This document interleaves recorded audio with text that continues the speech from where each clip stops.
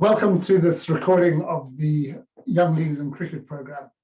I'm going to talk through the program with you. I've got a presentation which I'll share with you, and I'll go through the components of how we've put this program together in order to make it something that you hopefully will join and come along and share the enjoyment of volunteering and learn about how to become an effective volunteer. I'm Chris Whitaker. I'm the program manager for Cricket Leaders, which is the community interest company that delivers the Young Leaders in Cricket program. We've been running this program for 12 years now, and it's gone from strength to strength in terms of the number of people that have been through the program. We've put something like 3,500 young people through the program. So along the way, we've learned about how to adapt the program to meet the needs of young people. And in particular, the age range that we've aimed at is the 14 to 16-year-olds age group, which is the years 9 and 10. So I will share the presentation with you now.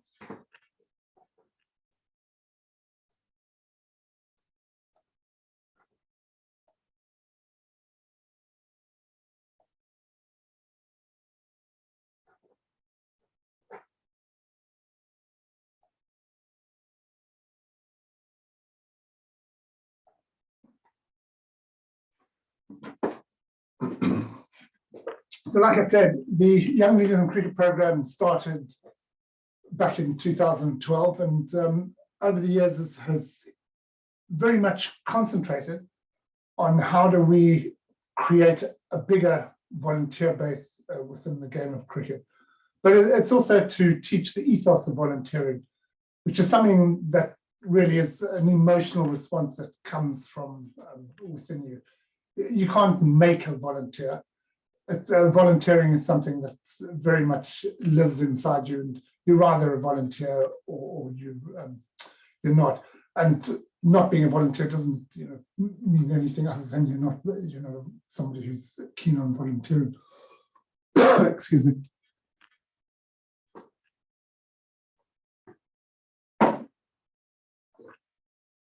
So really, I just want to talk about the wider role of volunteering first, and then understand its role within the context of cricket.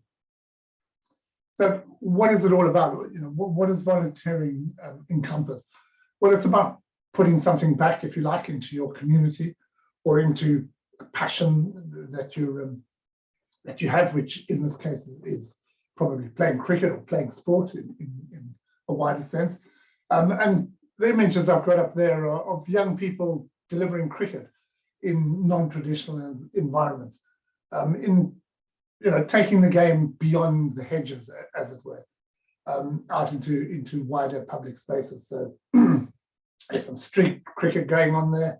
There's cricket being delivered in a community centre, cricket being delivered to young people who perhaps wouldn't necessarily get the chance to interact with the game. And if we're trying to make cricket a game for all, then delivering it beyond its traditional spaces is really important to give it the visibility in the wider community. And you, as a volunteer, can absolutely help with that. So in the wider context of volunteering and what it can deliver, and probably over the last few years, and obviously these are over the pandemic years, volunteering has very much perhaps come to the front of people's minds, and it's demonstrated its power and its absolute, if you like, crucial role that it plays in the cohesiveness of society, and how it can, and obviously in this case in the pandemic, help save society in a number of ways. So there you've got some young people, if we're looking at it in a broader global scale, young people delivering social programs in countries, and those are two particular countries in Africa where they're delivering programs that are very important for the local communities. And then on a local scale, still delivering in causes that are massively important. For example, those young people picking up plastic waste on the beaches as part of an environmental campaign to clean up the seas. And on the extreme right, something very topical, which is these are young people in Moldova and the countries around Ukraine, welcoming Ukrainian refugees into their country. So volunteers have a massive role to play in wider society, and certainly, what I'm talking about is within the context of cricket. It has a crucial role to play as well. I picked two, national icons, if you like, from cricket to just demonstrate how the game contributes to volunteering and the local level. And you'll have any number of role models within your local community delivering within cricket.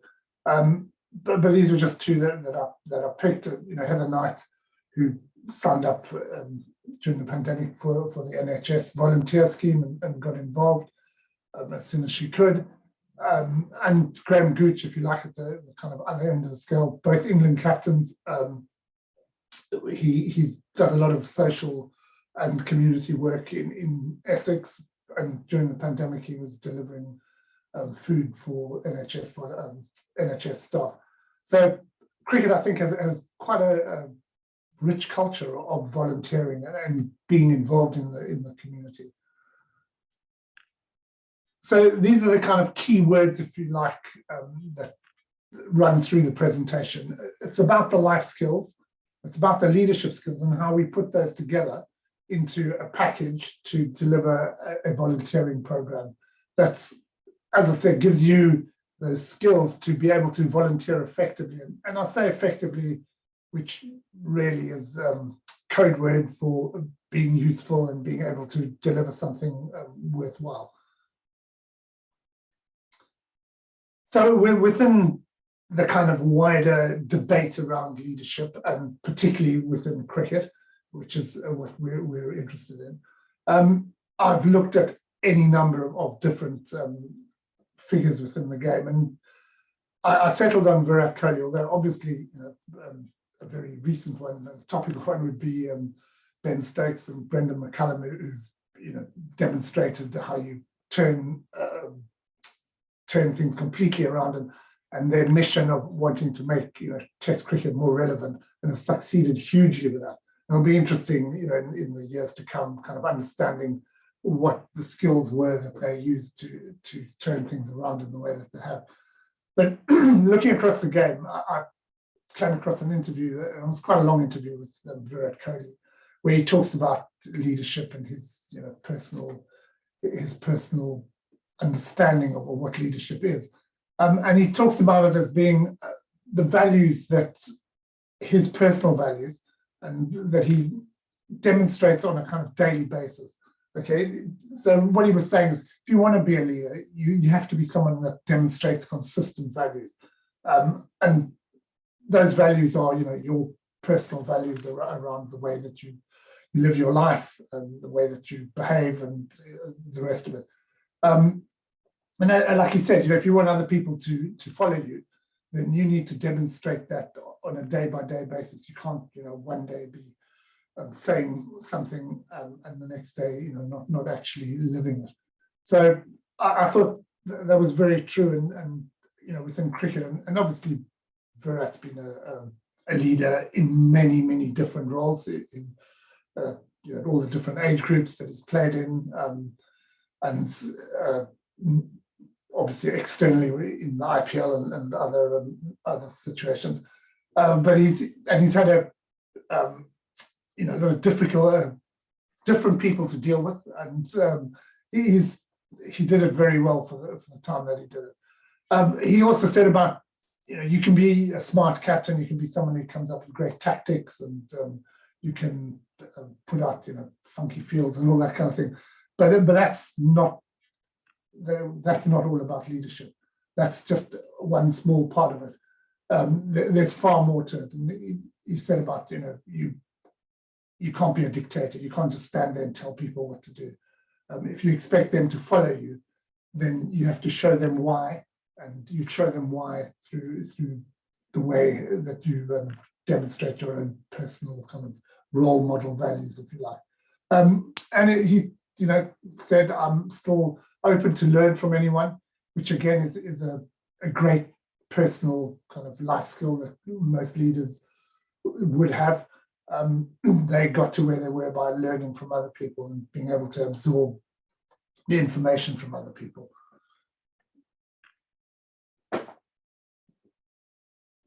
So alongside the leadership skills or what, bits of the skills that fit alongside leadership are life skills. And if you like, they're the kind of softer side of leadership. They're the very important bit of, what you put together in order to come up with a good leader. And those are things like, and these are all very applicable to volunteering and your role within the volunteering that you're going to do. So things like teamwork, things like time management, and things like self-management and responsibility. Well, you can see all three of those within a volunteering context are hugely important.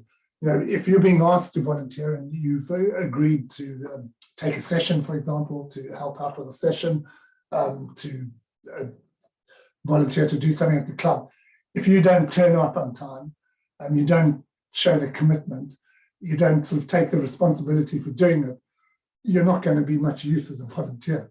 So these are all the kinds of skills that we'll demonstrate. We'll show you how you can learn them and how you can put them into practice, and how you then can apply them in a volunteering environment and make yourself a useful and effective volunteer. Similarly, within that, there's leadership that you'll be demonstrating, and things like resilience and handling pressure. You might not immediately see where they sit within a volunteering context, but they are there, because if you're taking on a volunteering role, that's putting you under a little bit of pressure because people are expecting you to deliver. And it's how you handle that. So the resilience part, and again, these are all attributes that come or that sit within your normal playing experiences.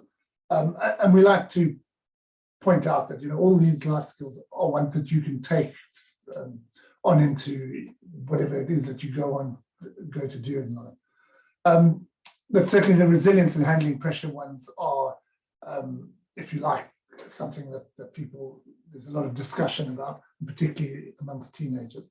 And it's something that was very much highlighted during the pandemic, when your particular age group was really hard hit. So we wanted to try and give you the skills to be able to manage those. So there's a workshop on mental resilience and kind of looking after your mental health.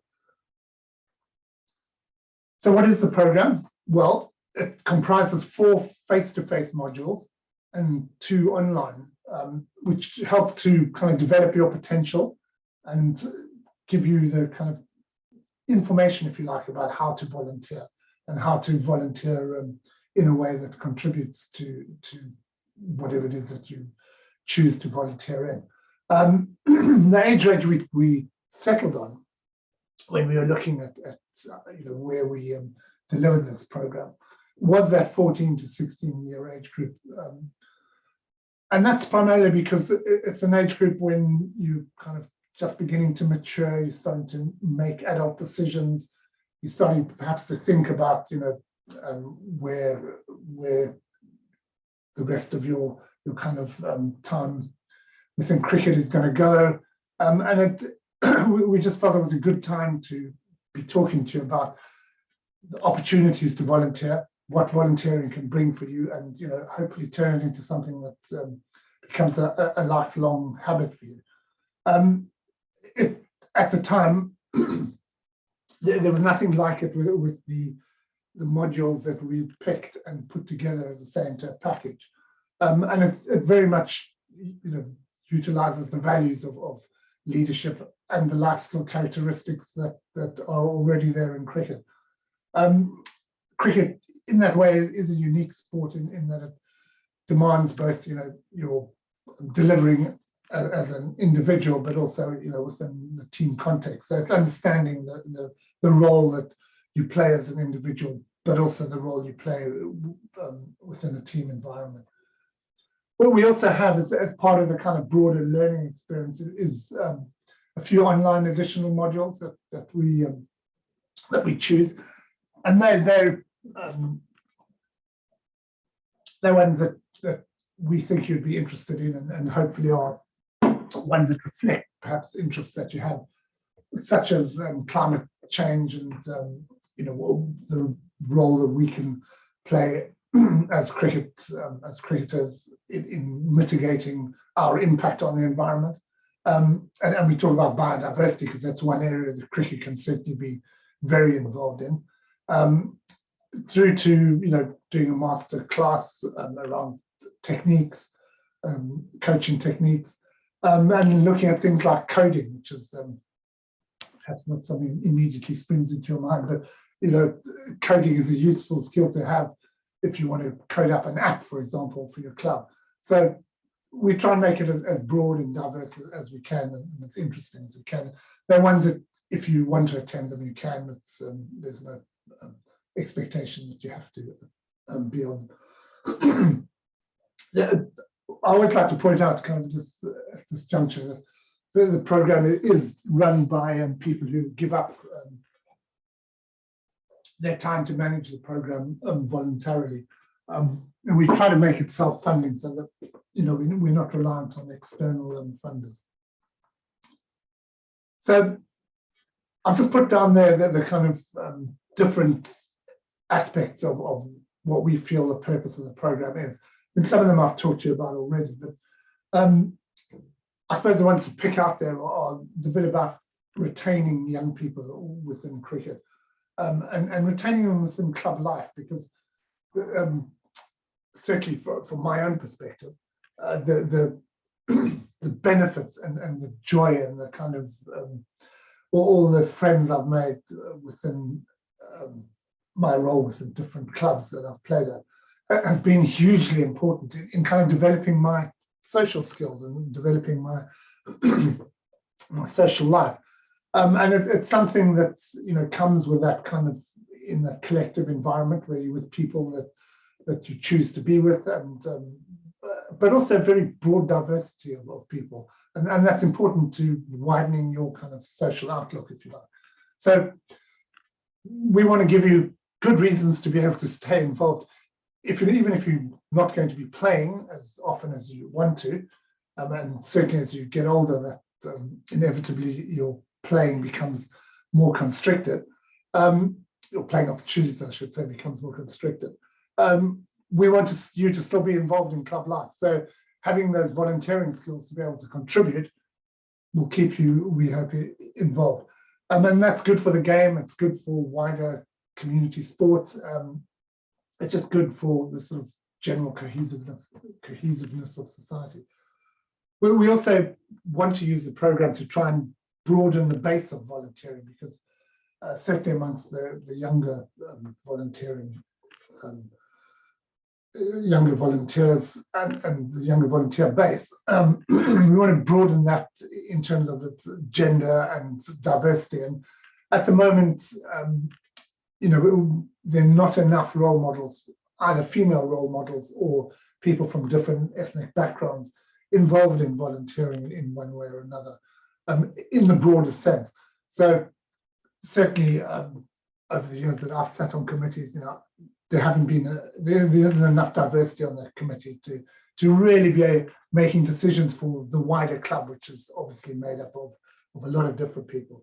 So, and if we're looking ahead where the game's going, obviously the massive growth in female cricket, that should be being managed by females, and females sitting on cricket committees making decisions for females.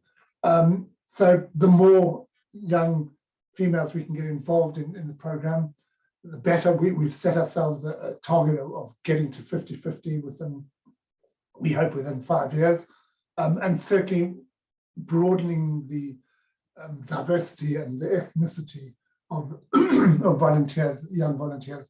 For us, again, is also hugely important. So we try and include all that in the content and the way that we run the program. And like I said, we make the program sustainable through fundraising. which I'll talk to you a little bit more about. And that has that contributes on two different levels. The one obviously is to try and make the program self-sustaining, but also it's to demonstrate, if you like, the wider societal commitment of cricket. And over the years, we've raised, around about 65, 70,000 pounds for external charities. And that's been done by the young leaders who've raised money as part of the program, but have decided to raise extra money for a cause that's close to their heart, or a charitable cause, or or a cause perhaps at their club that they want to help try and fund. So all really important in terms of the wider commitment of the program. So this is a bit the parents will be interested in, because this is the kind of business end of it. So the training, the modules, and the timings, I'm just going to talk through those. So what is the training that you receive? Well, there are 4, like I said, face-to-face modules, and they're all around 3 hours each. And they're coaching, they're officiating, they're groundskeeping and environmental awareness, and they're first aid. So it's a range of say, leadership and life skills embodied in those. And certainly the first aid is a wider societal life skill that we're keen to bring along with the program. So the activated module is the coaching one, and it's very much designed to and aligned with the All Stars program that the ECB run, which is, as you know, aimed at 5 to 8 year olds, and then the Dynamos program, which is then the 8 to 12-year-olds. And I suppose the really important thing with All Stars is it's those young children's first introduction to cricket, and that's what we're going to give you the skills as an activator to be able to help deliver.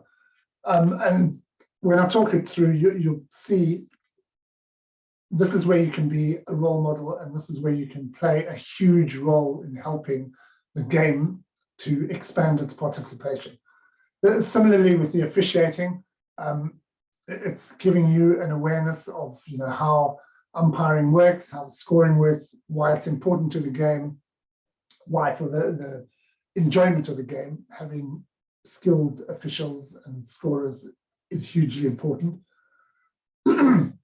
Excuse me. The groundskeeping and environmental awareness one is looking at the surfaces that we need to play the game on, and how do we maintain them, and how do we produce them.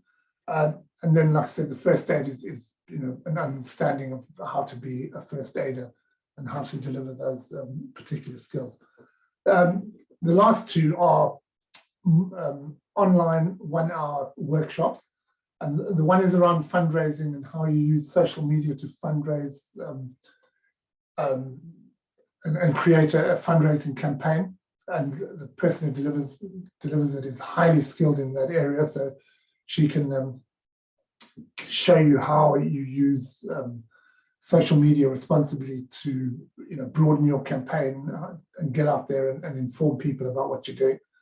And then the mental resilience workshop is run by a hugely skilled individual trainer leader who's delivered in a number of different contexts, has worked at all different levels of the game, has coached both at international, national level, so is highly skilled in this particular area.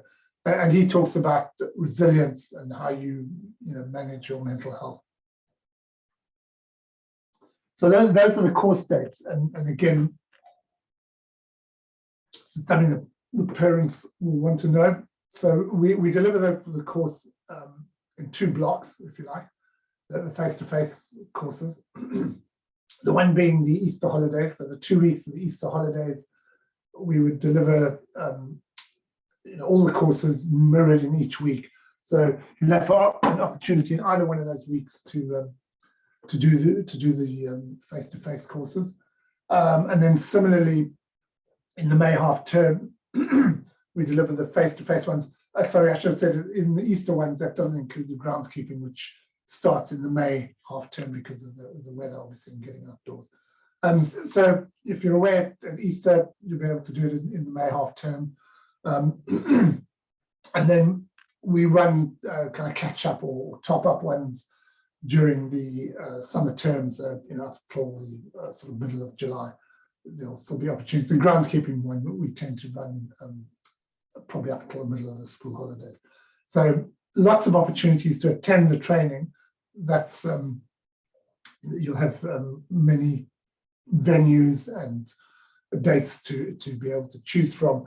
The online ones have started already, and they run up until the end of June.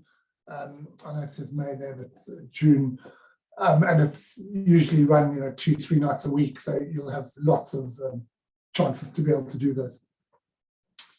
Okay, so just talking a little bit about the program, sorry, the courses themselves. So the activator courses, as I said, is aligned with All Stars in terms of the skills that we give you. And there's some great life skills, and you can see them in there. There's the communication. There's the building relationships with the young people. It's organization. It's about delivering in a safe environment. It's about being able to adapt and you know, come up, you know, with different kinds of programs. So we give you all that training and that understanding of how to do that. And like I said, it's in terms of the game and growing the game. These are the young people who are coming into the game for the first time. And you probably remember when you first turned up for your, you know, first formal training session, feeling uncomfortable, feeling a bit disorientated. And what you wanted was a smiling face to welcome you to. And you probably didn't at that point have a young person doing it. It was probably an older member of the club. So this is a great chance for you to connect with, you know, an age group that are not hugely removed from yours, and to be that role model, to say, be that welcoming, smiling face that introduces these young people to their first taste of the game of cricket.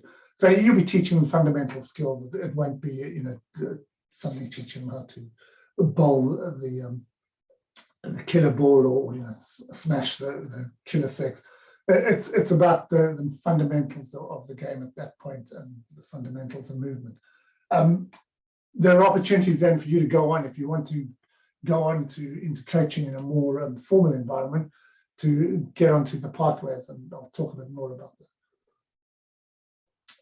So the second face-to-face one is the officiating course, and that's going to give you the skills to be able to umpire or officiate cricket with, you know, up to junior level. So we're talking kind of up to under 12.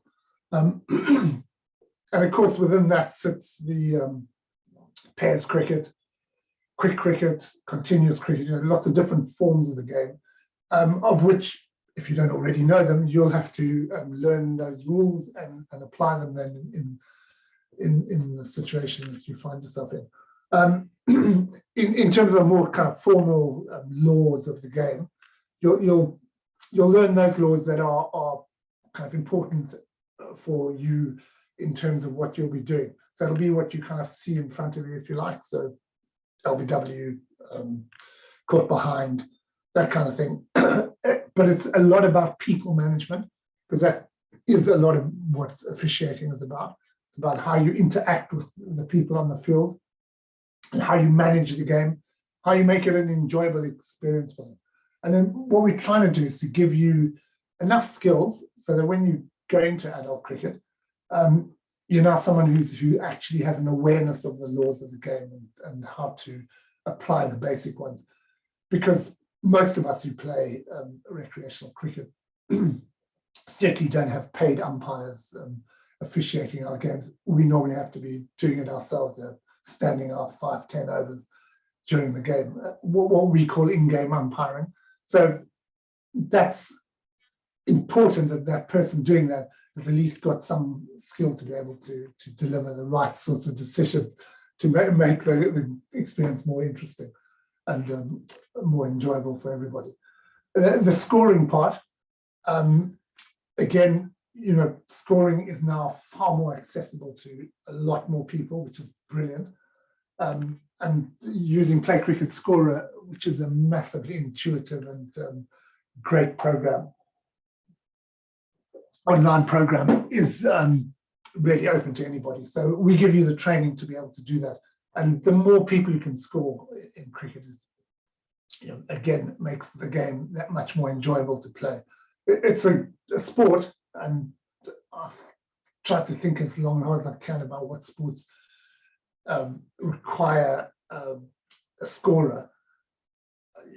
Basically can't be played without a scorer. And the only one I could kind of think of is maybe baseball.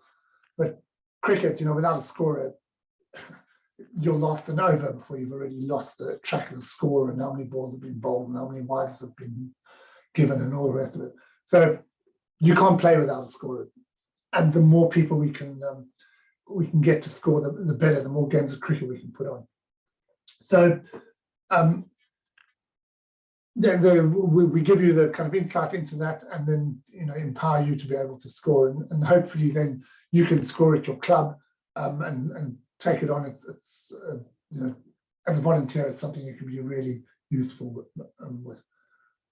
So for both the coaching and the officiating side of things, there are pathways for you to go on. If you're interested in learning a bit more about it, training in a more formal kind of level 1 type experience, then they're all there, and the county boards that your clubs play in have those opportunities available for you, and would absolutely encourage you to go on those pathways, become a more skilled coach or umpire or scorer.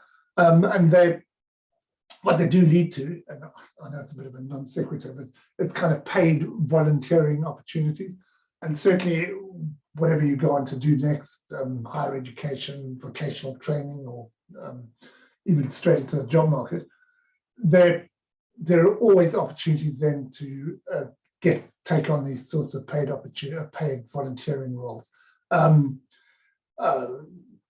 If you think about, during the summer, most cricket clubs run cricket camps. They need volunteers. They need people to help organize those kinds of things. And you as a trained up person will be able to do that.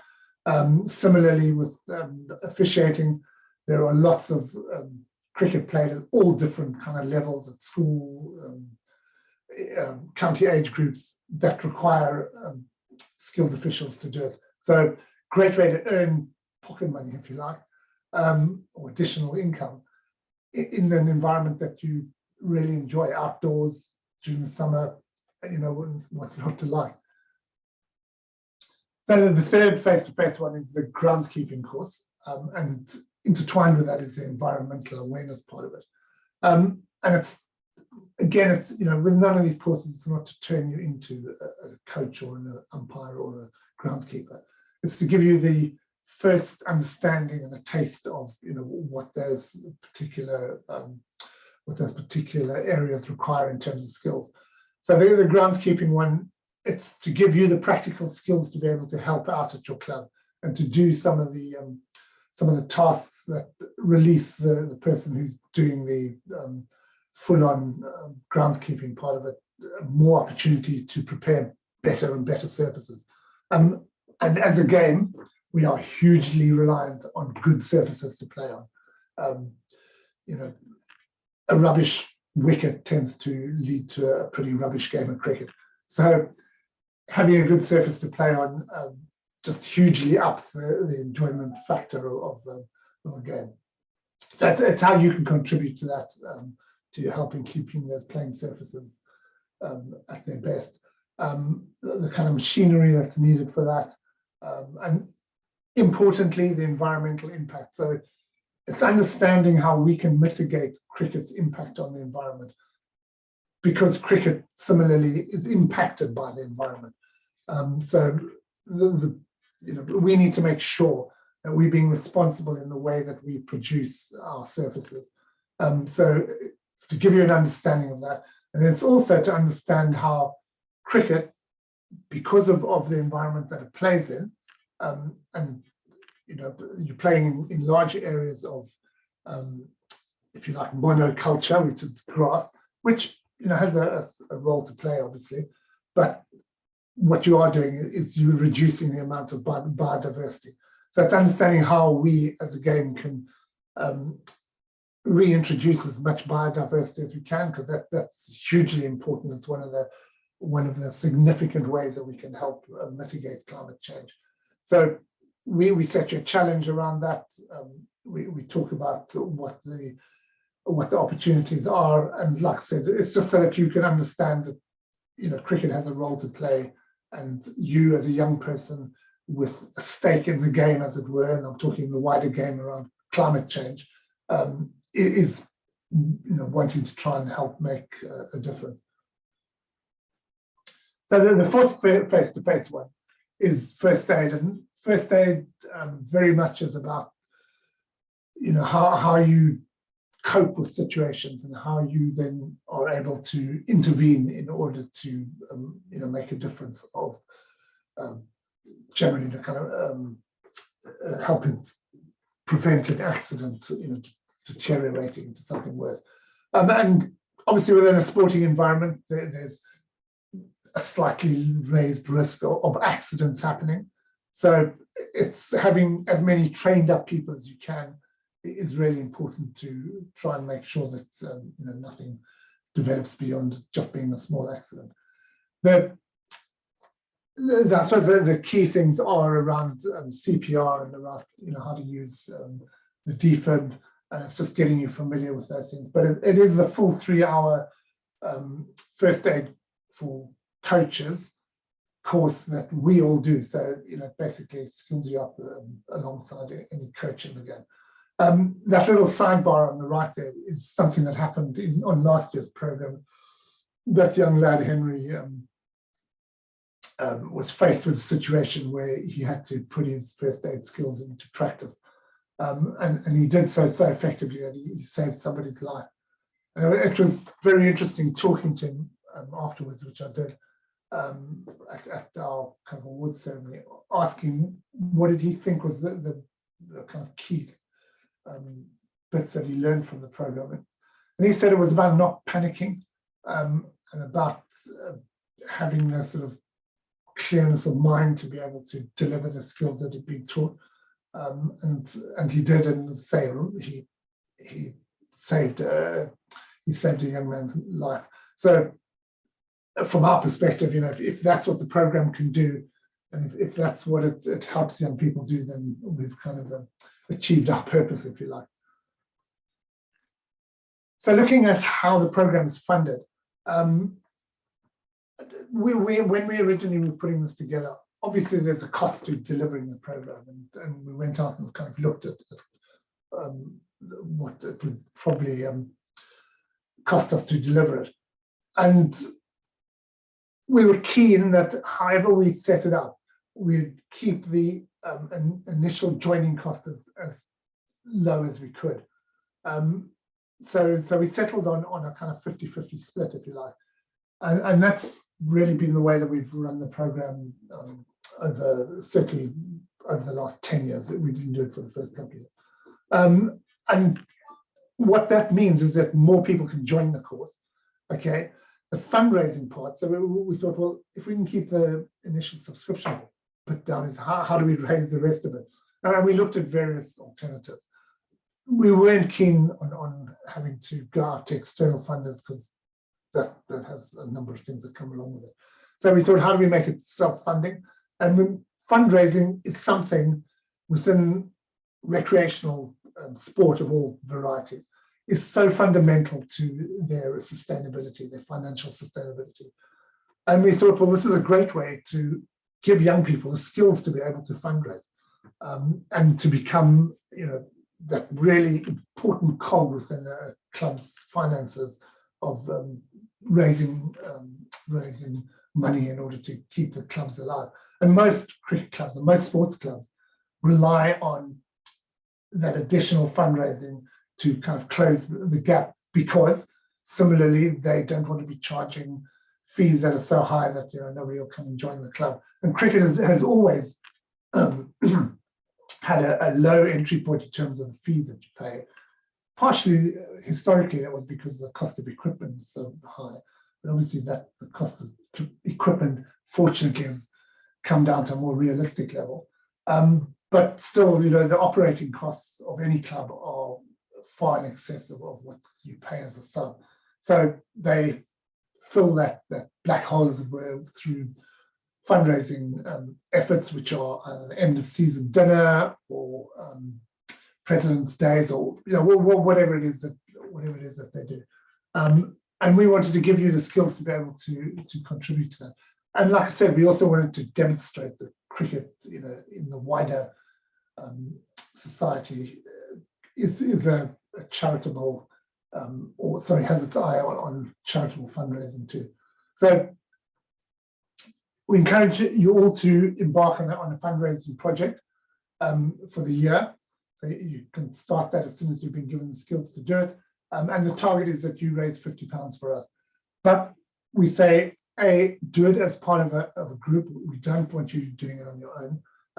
Whilst there are obviously people who fundraise on their own and are quite happy doing it, and very skilled doing it, it's not something that's particularly enjoyable as an individual.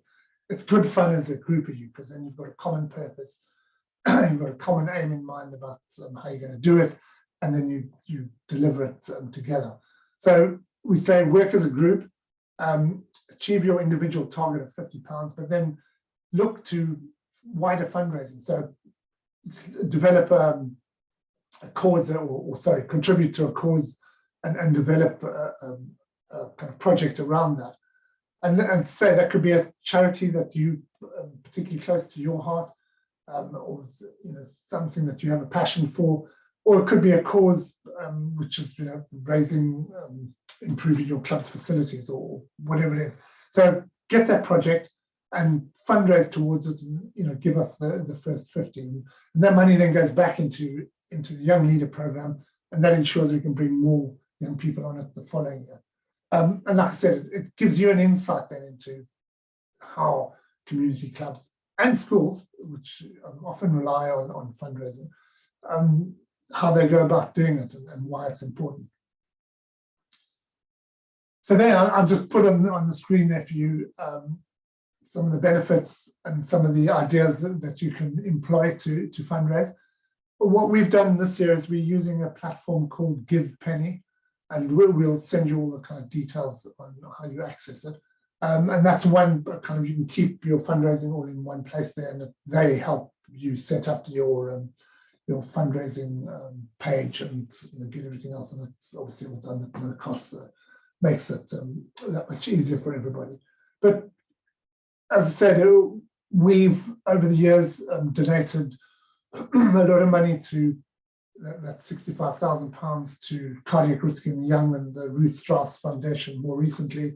And they're our charitable partners, if you like. So they're the ones that we support in particular, because they're relevant to obviously the Young Leader part, but also the wider kind of cricket raising charities that we want to support. And there are a whole number of different ideas on how you can go about it. And there are some images from last year's program of young people putting together all kinds of schemes. And there's two young lads on the left, they put together that day, there's 4 pictures on the left. A fantastic day at their club. It was obviously helped by the brilliant weather, but they organised a day where they ran softball tournaments right through the day, mums versus daughters, dads versus sons, grandparents versus anybody else. And it was just the most brilliantly organised day by those young people. All 4 of them there, with their selling food as part of the day. And it's what was interesting talking to the chairperson at the club was they said it brought a whole lot of people back to the club that hadn't been there for a long, long time, and kind of got them back involved in the social life of the club, which is really, like I said, is what club life is all about. Making friends, broadening your whole kind of friendship base and all the rest of it. So that was a great way of combining a fundraising cause along with having a fantastic amount of fun and learning a lot from it in terms of organization, event management, learning how to buy products and all that kind of thing. So it was really, really well done there. And then you've got a bowl off there in the middle where they raised £300 or £400 out of that. Great idea, because you basically only have to use one net. It's a bit like the old 50-50 thing. Most of the people can't hit the stumps. 50% of them disappear after the first bowl off. And in fact, it was won by one of the mums of one of the lads who organised it. So someone who could actually bowl straight at the stumps. And then there's some interesting ideas. The young lad who put on a plant sale, so his parents owned an allotment, and he grew his seedlings and then sold them and made a few £100 from it. So I thought a great idea, and obviously from my point of view, in terms of contributing towards the whole kind of cricket club being part of the mitigating climate change idea, an excellent one. And the young lads on the right start to put themselves in stocks and have sponges thrown at them. Why they didn't give that role to an adult, I don't know, but good on them. But more interestingly is the social media that they used to do that. So that was what they learned on the course, and they raised quite a bit of money externally. So people who weren't necessarily at the club donating towards it because it was a good cause. And there are some ideas of volunteering. So in addition to obviously coming onto the program and getting the training, we ask you to give us 20 hours of minimum of volunteering back, okay? And that sits alongside obviously the fundraising that you do. And there are any number of areas that you can volunteer in. So obviously you're given the skills to umpire, coach, contribute to the groundskeeping and the first aid. And we say to you, volunteer in as wide an area as you can. Do volunteering, don't just do the things that you enjoy doing. Challenge yourself, go and do some volunteering, and perhaps some of the things that you perhaps feel a little bit uncomfortable with. I want to challenge yourself to do them. And volunteer as widely as you can in the wider community, at your school. Help if you can empower your sports teacher to be able to deliver more cricket in the school. Fantastic. That's what we want. We want more cricket played in schools. So you as a train-up activator and as an official, would be just absolute gold dust. And so if you put those into practice there as well, because we monitor the number of hours that the young people do, I can tell you over the 12 years, the average has been around 30, 40 hours. So it shows that most young people are, they begin to enjoy the volunteering once they start doing it. And hopefully then that carries on, beyond, and it really should carry on beyond the first year. And looking at that image on the left is a group of young leaders who came back the year after to work with the ECB on a program that they ran in some non-traditional environments. That was at that community centre, delivering to young people who didn't necessarily have the chance to enjoy active sport. So this was giving them the chance to get a bit of fitness, a bit of active skills, and learn. And the young leaders were able to teach them that. So the feedback I had from that was absolutely fantastic. They felt it was really contributed towards their life experiences of doing something that they weren't necessarily had planned to do. So what are the expectations from us, from you as a young leader? Well, and I do put that there right at the top. We want you to enjoy your experience, and that's really important. Don't come in the program if you don't think you're going to enjoy it, because we very much, this is about showing you how volunteering is a pleasure. It's something that you should get a lot of self-fulfillment from. And it also helps you understand your game, the way you know, your skills, how you develop them. and the pleasure of working both in a group, but also on your own on different projects. And as I say, those are all within, those are all embodied within cricket. So come along, come on the program, do your, go through your courses, do your volunteering, do your fundraising, enjoy it, and get a lot from it. And hopefully we've then given you that kind of bug and ethos about volunteering and why you should carry on with it. So we ask for the 20 hours back. We say do it everywhere that you can. Don't just confine yourself to doing it in just for your club. There's a wider community out there. And in terms of fundraising, you can choose your charity as well to fundraise for. So make that wider commitment. And then we ask you to just complete the courses, and we ask you to sign a pledge along with your parent or guardian or carer, and with the organization delivering the hours or offering you the opportunity for volunteer hours. So that's a kind of little support structure, if you like, for the young person. Means you've got a bit of support from your responsible adults, and a bit of motivation. Parents, carers, you can provide that motivation and provide that support on that front. And then the club or school that is providing the volunteering hours, we want to make sure that they're delivering those. And we will contact your club if you sign up. We will tell your club that you are a young leader on the program, and you're there to offer some volunteering hours. So what can they give you to do that? Your county board will also support you, or us. We're there at the end of the phone or the end of an email to follow up on things. If you are the only young leader in a club, then we'll give you that little bit of additional support. Although what we suggest you do is talk to your friends about the program and try and get them involved. Okay, those are the award rewards that you get. So the first two are from, sorry, the first one and the fourth one are ECB certificates. So that's an All-Stars certificate, activator training one, and then the Young Cricket Officials one that you get as part of it. So obviously come from an accredited provider. Similarly, the groundskeeping one comes from the local groundskeeping body. Similarly, the first aids from accredited trainers, and the fundraising one we provide you with. So you basically be given a certificate recognizing what you've completed. So those are all given to you online.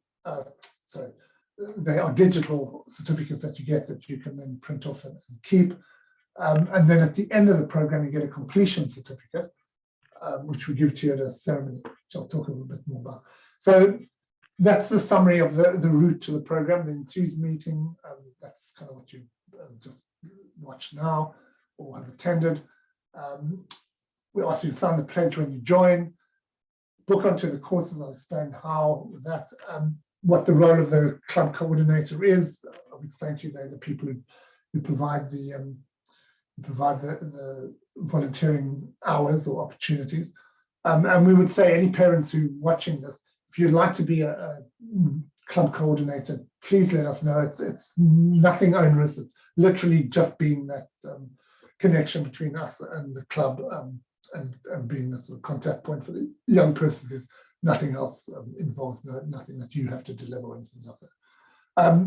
And in terms of the communicating, we do it through Spond, and a lot of you will probably already be signed up to Spond, but if you're not, you download the app and we automatically sign you up to it. And all the courses are publicized on there, as well as all the announcements about the courses, and you're able to then book onto the programs via the app. The app itself, it's great because it gives us the opportunity to communicate more directly with you, rather than you having to get notifications about your whole county or the whole program or that. They are directed directly at you and tell you about your local opportunities rather than ever. However, I must stress, if you aren't able to find a course, locally to you because they're all booked up or whatever, there's nothing to stop you going, into the next county or down the road to do it. They will all be offering the courses as well. There's no restriction on where you can go. All the information is on the website too, but obviously that's all in kind of block information. So the app makes it a little bit easier. Those are the partners we work with, and I do like to kind of show them. They're all great contributors to what we do. The county boards are fantastic supporters of the program and help us deliver it. So they're great partners. And then we've got the people who deliver the programs on there too, including Missouri, who do kit for the Young Leader program, which you can have a look at and purchase if you want to. And then Clampay, who run the kind of signing up bit of it. So they all make it possible for us to deliver the program. Okay, and then right at the end of it, I say to celebrate and kind of thank you for your efforts in what you've done. And we deliver a local little presentation. That one there you can see is in Norfolk, where the club used their local community centre, which was actually great because that made it feel much more kind of authentic and about young volunteers to run a presentation evening. And it's what we try and do is to get sort of somebody from the local cricket playing community to be part of it. So you've got that young woman from Surrey who's in the player pathway and played in the women's 100, and in the middle the captain of the England disability team, and so both of them came and talked about their experiences as young people and kind of their roles within the game. Okay, so if you're interested, you can scan the QR code and go directly to the sign up form. But like I said, if you have any further questions, then the email address will be Chris Whittaker at cricketleaders.com, .org.uk, and send any questions to me. We'll answer, or just go onto the info button and ask the questions there. So thank you for watching, and hopefully we'll see you on the program.